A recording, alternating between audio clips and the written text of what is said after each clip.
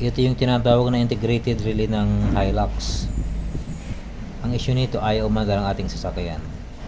Ngayon, at itong aalamin kung paano ba ito gumagana, kung sira nga ba talaga ito. Sa unang tingin ay ano siya para siyang komplikado, para hindi siya nare-repair. Pero sa tingin ko, itong klaseng integrated relay na to ay pwede siyang may convert doon sa mga relay na ordinary na nakikita natin ng mga boss na malalaki. Pwede siyang ma-convert kasi hindi naman siya komplikado. Ang ginawa dito, pinaliit lang, pinaliit. Kaya ngayon, para malaman natin, ating kinalas ito, eksperimento, so ano man tawag dito, para makita natin kung kaya i-repair ito o sira na nga ba. Ito yung ganito, yan yung pagkalagay niya. Itong malaki na to, ito yung galing sa battery. Tapos ito naman yung fuse.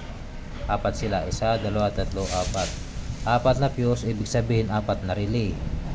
Sa isang relay, meron siyang apat na paa. 1, 2, 3, 4. Kaya apat din siya. 1, 2, 3, 4. Ngayon, nakakabit ito dito, ganyan.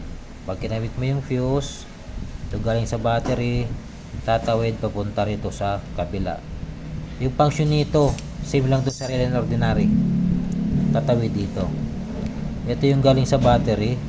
Ito naman yung papunta doon sa component na pinapagana na ano man yan na gusto niyang paganahin.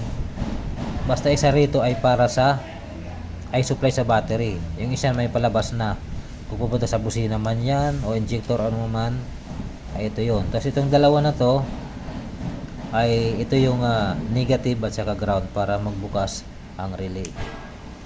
Gulo talaga ng paliwanag ko. So ngayon, ang gagawin natin ay tester. Dapat battery ito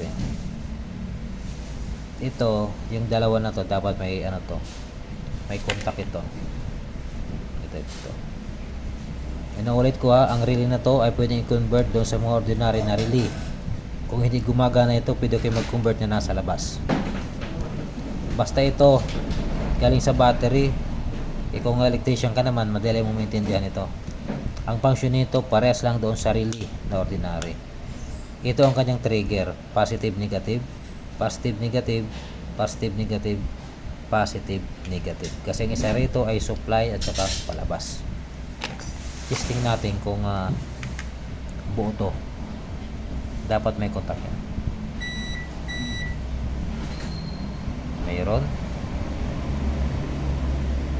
Wala siya contact. Walang contact. Dapat itong dalawa na to may contact. Bakit? Kasi ito yung windings ito yung windings na ganyan, positive, negative. Pag tinapan mo ng positive, negative, pipitik siya para yung kuryente na galing sa battery makatawid dito sa kabila. Itong isa na to ay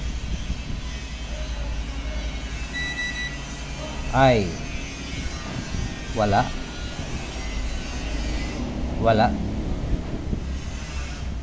siya, wala rin. So ibig sabihin yung windings nito sa loob ay putol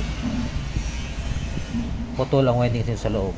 Kita niyo yan, meron siyang winding sa loob. Hindi siya gagana dahil putol. Dahil ito yung dalawa na maliit, ito yung positive, negative para bumukas yung kanyang relay o mag-contact para itong galing sa battery makatawid dito, makapunta doon sa component na papaganahin niya. Contact lang. Ang ginagawin natin ay continuity. Dapat may contact siya. Yan na. Kasi may windings yan, dapat may contact yan. Yan. Wala. Ayaw tumunog. Nagdikit lang. Ayaw tumunog.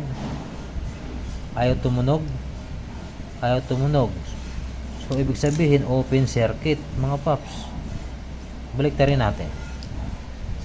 Ayaw pa rin. Balik rin natin. Ayaw pa rin. walang reading ang ating ano nito, calculator ay reading. Diode, patsamba. Wala namang diode to. May diode ba to? O baliktad, tingnan natin. Kasi itong relay, walang diode to sa loob eh. Tingnan natin sa diode. Diode reading. Meron siyang 2.71. Baliktarin natin. Parehas. O, wala siyang diode. O. Parehas ang reading.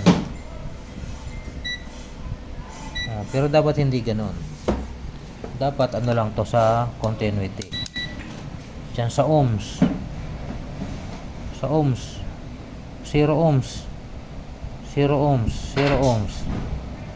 0 ohms. 0 ohms. 0 ohms. Lahat. Sira ito mga paps. Kumpirmado sira. Ito pwede natin itong i-convert dun sa mga sa ordinary na relay na malalaki. Kasi kung bibili ka nito, mahal. Mapapamahal ka. So, i-convert mo na lang. Hanapin mo yung palabas. Ito yung palabas. Doon sa linya mismo ng pinagsasaksakan ito, hanapin mo yung papasok at saka yung palabas. Madali mo na siyang ma-convert. Yan. Confirm. Sira ito. Open circuit. Putol ang windings ito sa loob. Sana naintindihan niyo aking magulong paliwanag, dahil hindi tayo sanay sa ganito na pagdadaldal, dahil hindi tayo hindi tayo fluent sa Tagalog, dahil tayo ay tawag doon ray tag ba yun? Tag-ray. Sino nga paps? Hanggang dito lang. Salamat sa aking magulong paliwanag. Sana nag-enjoy tayo at meron kayong natutunan na kaunti pagdating sa integrated relay. Kahit anong brand pa yan ng sasakyan, basta integrated relay, same function ng ordinary na relay. Basura.